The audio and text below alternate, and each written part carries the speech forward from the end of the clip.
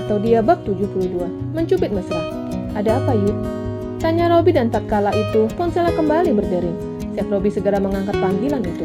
Robby, aku ada di depan restoran, ujar Vena lalu menutup panggilan itu.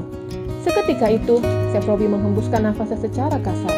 Dia segera memakai pakaiannya dan tidak menyadari ada istrinya yang sedang meliriknya. Mas, mau kemana? Tanya Yayu. Langkah Chef Robby terhenti. Aku mau ke bawah sebentar, sahutnya, lalu segera keluar dari kamar, menuruni anak tangga, dan benar, di depan dia melihat Vena sedang berdiri membelakangi pintu restoran.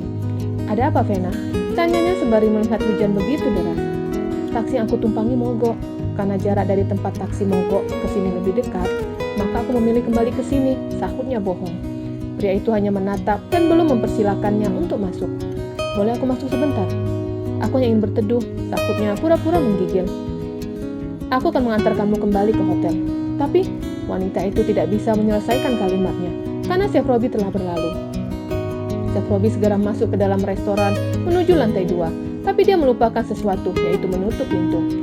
Vena ikut masuk ke dalam restoran itu.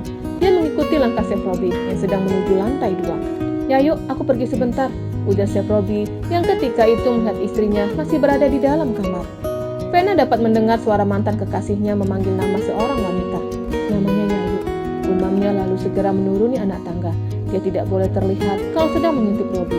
Dia segera duduk di bagian dalam restoran. Ayo, ajak Chef Robby yang segera keluar dari restoran diikuti Vena. Dari lantai atas, Yayu dapat mendengar suara mobil suaminya, dan dia buru-buru ke dekat jendela, memperhatikan mobil suaminya yang telah melaju. Selama dalam perjalanan ke hotel, mereka hanya diam. Sebenarnya dia ingin melihat calon istri Chef Robby, tapi tidak mungkin dia memaksa masuk. Apalagi sikap Chef Robby terlihat tidak seperti dulu, sedikit bicara dan terlihat menghindarinya. Robby? Pria itu menoleh, tapi kemudian fokus menatap ke arah depan. Bagaimana keadaan Tante Andin? Baik, sahutnya singkat. Kemudian keadaan kembali hening. Chef Robby terlihat tidak ingin memperpanjang pembicaraan mereka. Dia benar-benar berubah, batin Vena. Robby, aku berencana ingin menunjukkan resep baru, dan aku ingin kamu menilai resep itu.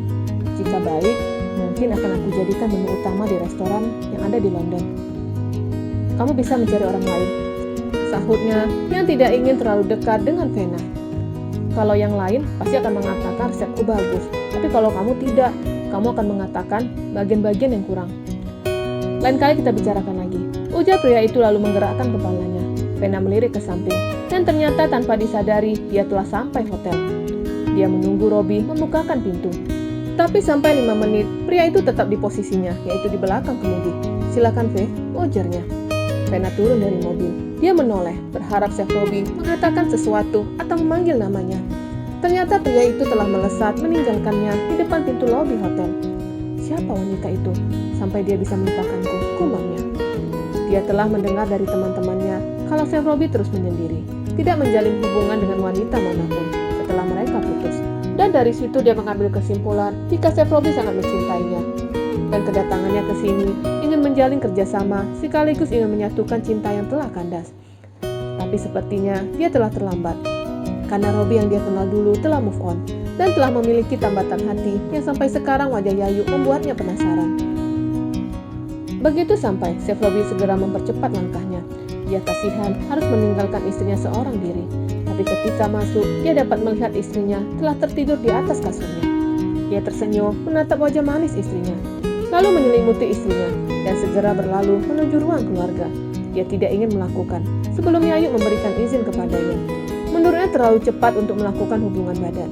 Pernikahan yang dilakukan serba mendadak, membuat Yayu sempat syok, dan ketika dia meminta haknya, yang ada akan membuat gadis itu takut. Jam 12 malam. Bobby telah berbaring di tempat tidur, menatap ponselnya yang sampai sekarang tidak ada panggilan dari istrinya. Bahkan pesan singkat juga tidak ada. Dia menghela nafasnya panjang dan mencoba untuk memejamkan matanya. Jam 4 dini hari, dia terbangun dari tidurnya.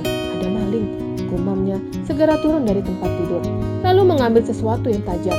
Tapi di kamarnya tidak ada sesuatu yang tajam dan keras. Semuanya ada di dapur.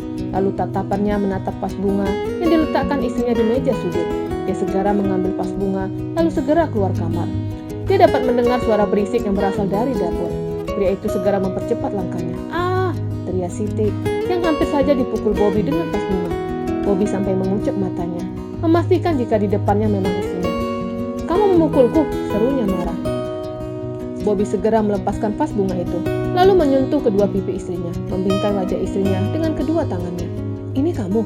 tanyanya memastikan. "Iya, ini aku," gerutu Siti, lalu menurunkan tangan suaminya. Dia berjalan lebih dulu ke kamar, meninggalkan suaminya yang kebingungan. Siti segera membaringkan tubuhnya di kasur suaminya, tidak menjelaskan kepulangannya yang mendadak.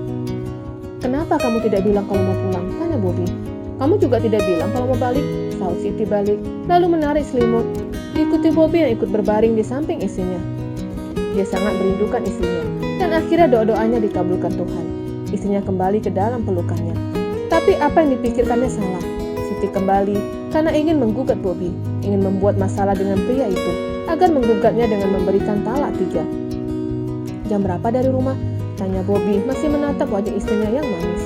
"Aku ngantuk, besok pagi saja ceritanya," sahut Siti, lalu menarik selimut dan menutupi wajahnya. Bobby tersenyum, lalu memeluk erat istrinya. Siti menggeser tangan suaminya, tapi Bobby tetap melakukan, dan karena lelah, Siti akhirnya membiarkan Bobby memeluknya. Sinar mentari bersinar dengan sangat cerah. Siti masih terpejam, begitupun Bobby masih terpejam. Awalnya pria itu telah bangun, tapi karena istrinya masih tertidur, maka dia memilih untuk tetap memeluk istrinya yang tertidur sangat lelap, bahkan seperti sangat kelelahan. Yayu telah bangun dari pagi buta. Dia segera keluar dari kamar dan melihat suaminya sedang tertidur. Yayu segera mengambil selimut dan menyelimuti suaminya. "Apa yang saya lakukan?" gumamnya, lalu menatap ke arah dapur, mencari sesuatu yang bisa dimasak. Tidak ada apapun. Lalu dia teringat dapur restoran. Sepertinya jam begini pekerja belum datang. Yayu segera turun dari lantai 2 menuju dapur restoran. Dia mencari bahan untuk dimasaknya. Masak apa ya? Gumamnya yang dapat melihat stok makanan ada di dalam ruangan. Kalau masak nasi goreng, pasti Chef Robi nggak doyan. Dia saja pintar masak. Yayu benar-benar buntu. Dia tidak tahu harus memasak apa. Dia ingin memasak masakan rumahan, tapi telah minder lebih dulu. Suaminya pasti akan memberikan penilaian dari masakannya. "Yayu," suara Chef Robi membuyarkan lamunannya yang sedang memikirkan menu yang akan dimasaknya. "Kenapa kamu di sini?" tanyanya bingung. "Aku mau masak." "Tidak perlu masak, aku yang masak." "Tapi aku istrimu, Mas." Mendengar itu membuat Chef Robi senang. "Baiklah, kamu mau masak apa?" "Mas mau apa?" "Apapun yang kamu masak pasti aku makan." "Benar?" tanyanya meyakinkan, khawatir makanannya akan dibuang pria itu. "Ya sayang," sahut Chef Robi sembari mencubit dagu istrinya dan berlalu menuju gudang makanan. Perlakuan Chef Robi membuat Yayu termangu. Kata sayang dan juga cubitan mesra dari pria itu membuatnya grogi.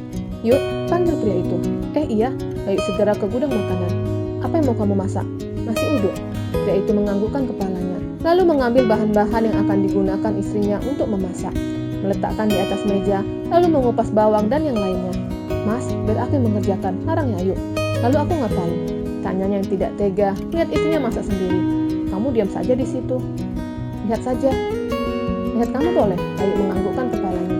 "Kalau peluk boleh," tanyanya lagi. "Apa?" Yayu langsung menoleh. Bersambung.